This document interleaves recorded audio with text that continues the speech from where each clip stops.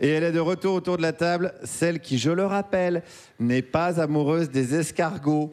Si vous n'avez pas la rêve, c'est que vous n'écoutez pas assez l'émission. Marie. Allez, merci beaucoup. Bon, je suis pas amoureuse des escargots, je suis amoureuse d'une meuf. Là, actuellement, ça va être le sujet de ma chronique. Donc, Valérie Pécresse. C'est pas elle dont je suis amoureuse. Hein. Valérie Pécresse, qu'est-ce qu'elle nous a fait cette semaine, Valoche? Elle a tout bonnement supprimé la subvention de la région Île-de-France pour la marche des fiertés. Voilà. Bouh! Suite à une polémique autour de l'affiche de l'événement. Quoi? Cette dame qui avait marché à la manif pour tous enlève des subventions aux LGBT. Je suis choquée. Valoche, après au moins 15 bonnes minutes de soutien aux LGBT, on croyait que t'étais des nôtres. T'aurais pu devenir la Mylène Farmer francilienne, la Lady Gaga du RERC. Et non, pour une affiche, tu nous as trahis.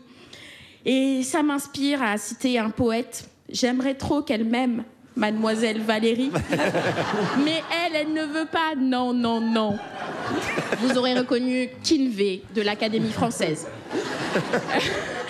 Et qu'est-ce qu'elle a, cette affiche de la discorde? Eh bien, je cite 2 points, ouvrez les guillemets. Dessus, il y a une femme voilée.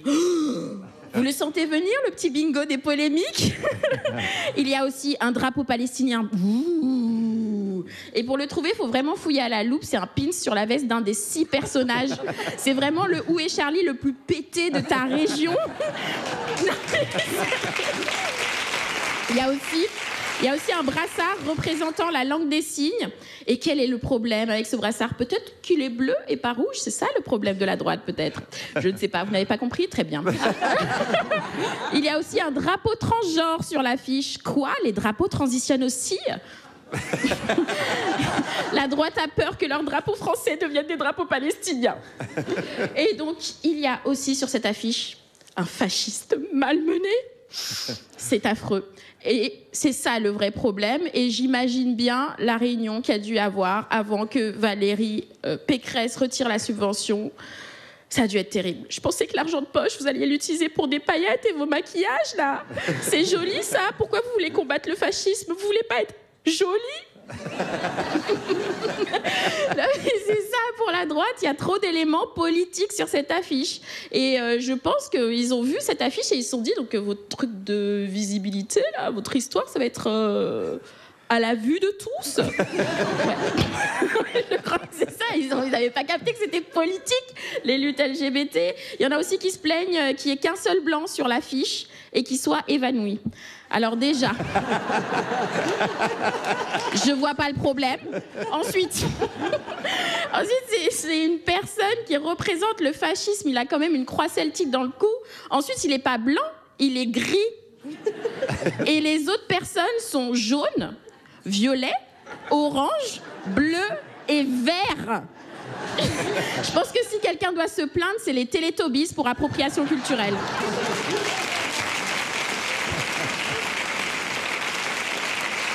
Donc voilà, j'avais besoin de rappeler que la marche des fiertés, la Pride, c'est une lutte politique. À la base, c'était la commémoration des émeutes de Stonewall.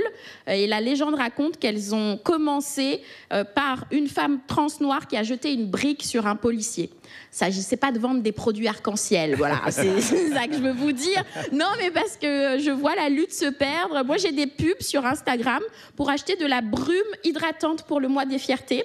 Alors, je ne cherche pas spécialement à m'hydrater LGBT. Vraiment, je vous assure, je préfère des droits pour tout le monde, partout. Et le seul moyen de me faire acheter cette brume, c'est s'il y a une offre, une brume achetée, une brique offerte. Marie, merci Marie. On peut retrouver le 28 juin, le jour de la marche des fiertés, à 19h45 au théâtre Le République.